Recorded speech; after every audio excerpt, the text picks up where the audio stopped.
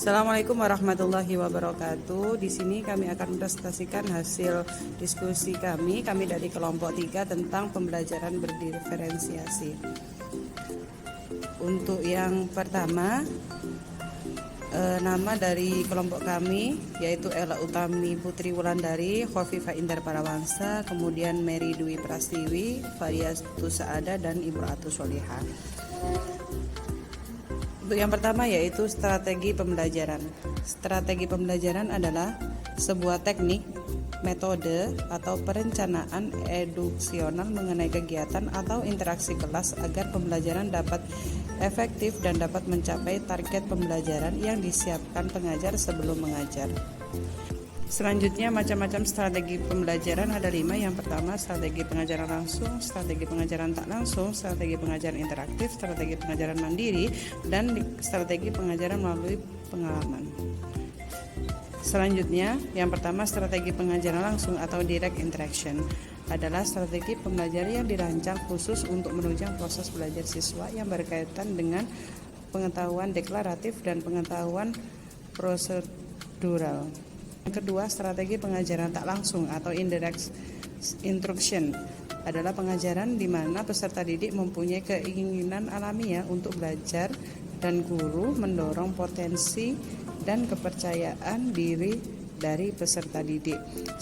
Kemudian yang ketiga, strategi pengajaran interaktif atau disebut interactive learning, yaitu pengajaran yang merujuk pada bentuk diskusi dan saling berbagi akan memberikan kesempatan kepada peserta didik untuk memberikan reaksi terhadap gagasan, pengalaman, pandangan, dan pengetahuan. Untuk strategi pengajaran yang keempat, yakni strategi pengajaran mandiri atau self-learning, di mana pengajaran yang mempunyai kesetaraan yang dilakukan secara individu maupun kelompok di luar pembelajaran tatap muka ataupun tutorial. Sedangkan untuk strategi pengajaran yang kelima, yakni melalui pengalaman atau eksperimental. Pengajaran melalui pengalaman merupakan strategi pembelajaran yang fokus dan berpusat pada pengalaman yang akan dialami dan dipelajari sendiri oleh peserta didik tersebut. Jadi pengalaman ini akan lebih bermakna bagi peserta didik.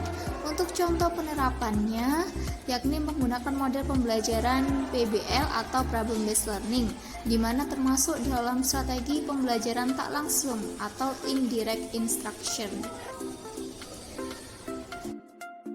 Berikut ini pembelajaran berdiferensiasi menggunakan model PBL atau Problem Based Learning merupakan salah satu strategi pembelajaran yang berpusat pada peserta didik, di mana menuntut siswa terampil dan peka terhadap pemecahan masalah. Ada 5 tahapan orientasi. Yang pertama, kemudian mengorganisasikan siswa belajar. Yang ketiga, membimbing penyelidikan individu maupun kelompok. Yang keempat, mengembangkan hasil karya. Dan yang kelima adalah menganalisis dan mengevaluasi proses pemecahan masalah yang sudah dilaksanakan oleh peserta didik tersebut. Kemudian, untuk pembelajaran berdiferensiasi, mengapa alasan PBL termasuk dari pembelajaran berdiferensiasi? Yang pertama, yakni lingkungan belajarnya mengundang peserta didik untuk langsung terjun atau kontekstual. Kemudian, sintaks PBL memenuhi seluruh kebutuhan peserta didik dengan mulai belajar dari orientasi, mengorganisasikan, eksplorasi, presentasi, hingga evaluasi. Yang ketiga, yakni diferensiasi prosesnya cukup kompleks untuk meningkatkan kompetensi peserta didik. Lalu yang keempat, pembelajaran lebih bermakna bagi peserta didik karena mengasah kemampuan Langkah Problem Based Learning, pembentukan kelompok dalam menyelidiki masalah berdasarkan kesiapan belajar peserta didik. Kelompok 1, peserta didik yang memiliki pengetahuan baru berkembang. Kelompok 2, peserta didik yang memiliki pengetahuan sedang. Kelompok 3, peserta didik yang memiliki pengetahuan sudah mahir. Adapun aktivitas guru pada Problem Based Learning, fase 1, orientasi peserta didik pada masalah. Guru mengorientasi peserta didik dengan menampilkan video. Kemudian, guru mendorong peserta didik untuk merumuskan masalah dengan menjawab pertanyaan berdasarkan video yang telah ditampilkan.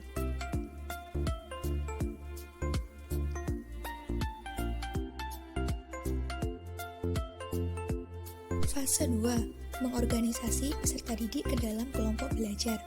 Guru membagi peserta didik menjadi beberapa kelompok sesuai dengan kesiapan belajar peserta didik. Guru membagikan LKPD kepada masing-masing kelompok, dan guru membimbing peserta didik untuk memahami kegiatan yang ada dalam LKPD. Fase 3. Membimbing penyelidikan. Guru memberikan penugasan kepada kelompok untuk membagi peran pada masing-masing anggota. Guru meminta anggota kelompok yang mendapatkan peran sama untuk bergabung dalam kelompok kecil yang merupakan diferensiasi proses. Kemudian guru membimbing setiap kelompok ahli, dan anggota kelompok ahli kembali ke kelompok asal untuk menjelaskan mengenai perannya. Kemudian guru meminta kelompok asal untuk berdiskusi menjawab pertanyaan yang ada di LKPD. Fase 4. Mengembangkan dan menyajikan hasil karya. Guru mengajak peserta didik menuju keluar kelas atau outdoor learning untuk menyajikan hasil karya. Kemudian guru mempersilahkan salah satu kelompok menampilkan hasil karyanya dengan sekreatif mungkin. Hal ini merupakan diferensiasi produk. Guru mempersilahkan peserta didik yang lain untuk memberikan pertanyaan, saran, maupun masukan. Fase 5. Menganalisis dan mengevaluasi proses pemecahan masalah. Guru membimbing peserta didik untuk menganalisis hasil penyelidikan informasi yang merupakan diferensiasi konten. Guru memberikan penguatan dengan menayangkan video untuk memberi umpan balik. Kemudian, guru mengevaluasi proses pemecahan masalah pada pembelajaran yang telah dilakukan. Guru memberikan beberapa pertanyaan kuis sebagai bentuk refleksi pembelajaran yang telah dilakukan. Hal ini merupakan diferensiasi lingkungan belajar. Contoh penerapan strategi pengajaran. Yang pertama ada pembelajaran menggunakan model jigsaw. Model pembelajaran jigsaw reading ini termasuk dalam strategi pengajaran tak langsung atau indirect instruction. Pembelajaran diferensiasi terdiri dari jigsaw reading, yaitu strategi belajar kooperatif yang bertujuan agar peserta didik mendapatkan kenyamanan belajar sesuai dengan diri mereka. Contohnya yaitu peserta didik dibagi dalam kelompok yang setiap kelompok memiliki tugas untuk memahami subtopik atau kelompok asal. Kemudian anggota dari setiap kelompok akan dipecah ke kelompok lain dengan subtema yang sama atau kelompok ahli untuk saling menambah pemahaman satu sama lain. Setelah itu, tiap anggota kelompok akan kembali ke kelompok asal untuk melakukan diskusi dan presentasi. Di situ terdapat bagian pembelajaran kooperatif tipe jigsaw.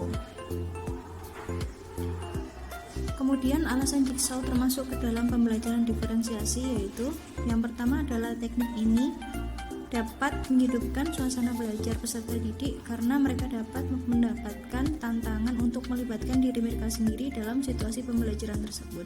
Yang kedua, dapat memberikan kesempatan kepada siswa untuk bekerja sama dengan siswa yang lain. Yang ketiga, di dalam proses belajar mengajar, siswa saling ketergantungan positif dan mengisi satu sama lain. Oke, selanjutnya yaitu yang pertama membagi siswa dalam kelompok kecil, di mana ini merupakan proses diferensiasi proses. Kemudian yang kedua, guru menyampaikan tugas-tugas yang harus dikerjakan masing-masing anggota kelompok, di mana masing-masing anggota kelompok ini mendapatkan bermacam-macam konten. Di sini terjadi diferensiasi konten. Dan yang selanjutnya, setelah selesai melakukan diskusi dalam kelompok asal, maka setiap anggota kelompok mengambil undian tugas secara individu dan siswa diminta menemui teman yang lain yang mempunyai tugas yang sama dalam kelompok baru yang ini dinamakan kelompok tim ahli dan mengerjakan tugas yang diterima. Kemudian selanjutnya, setiap anggota kelompok baru bertindak sebagai ahli harus mencatat ikut secara aktif memberikan informasi diskusi. Di sini terjadi diferensiasi proses dan diferensiasi produk, di mana diferensiasi produk itu setiap siswa boleh mempresentasikan hasil diskusinya itu dengan berbagai macam produk hasil belajar. Kemudian di kegiatan akhir, secara individu siswa mengerjakan tugas yang diberikan guru dan guru memberikan penguatan terhadap kesimpulan materi. Di sini terjadi diferensiasi proses.